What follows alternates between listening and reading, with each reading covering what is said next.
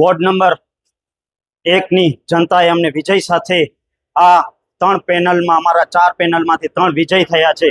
શુક્ર અલ્લાહનો, અલ્હમ્દુલિલ્લાહ।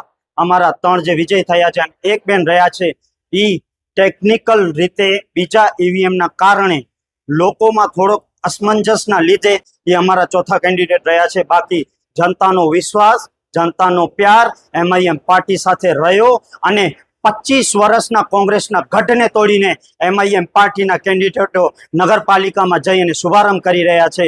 ત્યારે હું મારી વોર્ડ નંબર 1 જનતાને ફરી એક વખત શુભેચ્છા પાઠવું છું અને મારા ઉમેદવારોને જે દિવસ રાત જોયા વગર એ મહેનત કરી છે અને અમે જનતાની વચ્ચે જઈ અને લોકોના કામ કરવા માટે આવ્યા છીએ। અને હું મારા ઉમેદવારોને કહીશ કે તમે કાલથી જ કામે લાગી જાઓ, કારણ કે આ વિસ્તારમાં જે કામો નથી થયા એ કામો કરવા માટે અમે અહીંયા આવ્યા છીએ। જે અમે જનતાની જઈ અને જે વચનો આપ્યા છે એ વચનોને ખરા ઉતરશું અને ઇન્શાઅલ્લાહ તાલા જે વિસ્તારની હાલત છે કપોડી, જે 25 વર્ષમાં જે હાલત થઈ છે એને સુધારવાનો તમામ પ્રયત્ન કરશું।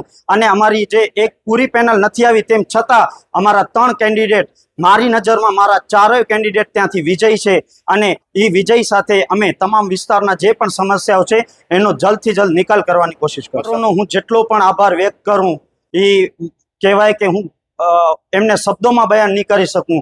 જ્યારે ભાજપ અને કોંગ્રેસ જેવા દિગ્ગજ પક્ષો જે અમારી સામે હોય અને જે તંત્ર પણ હોય એ ક્યાંક ને ક્યાંક જે કરતું હતું પોતાની કે ખાતાનું પણ ઉપયોગ કરી અને અમારી સાથે ફરનાર લોકોને પણ બોલાવતા હોય આગલી રાતે અને ક્યાં તરફે વોટિંગ કરવી એ કહેતા હોય, તેમ છતાં જનતાનો પ્યાર, જનતાનો વિશ્વાસ અમારા ઉપર જે થયું છે, હું શુક્ર અદા કરું છું તમામ જનતાઓનું। અને તમારો આભાર એ અમારો અહેસાન એક છે, એનું અમે કામના જરીએ તમારા આ અહેસાનને ચૂકવવાનો પ્રયત્ન કરશું।